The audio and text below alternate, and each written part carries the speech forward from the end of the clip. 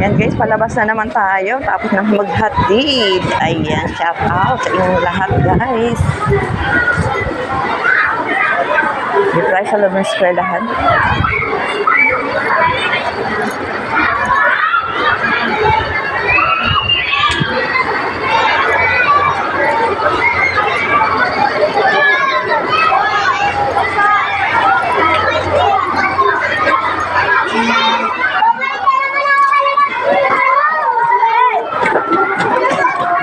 Minsan yung mga teacher natin tumatanda na agad dahil medyo na-stress. Ayan, hindi naman karamihan. Joke lang guys. Shout out. Isipin mo kung ilan nga lang yung anak mo eh. Ano na, ma-stress ka na yung marami paano. Kaya talagang maanong profession ng teacher ay mahirap. Pag malamig, nakakatamad din. Jasmine.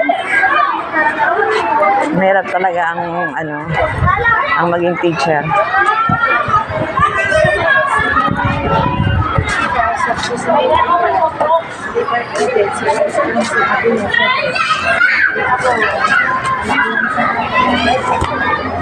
Kaya sobra init mga mami.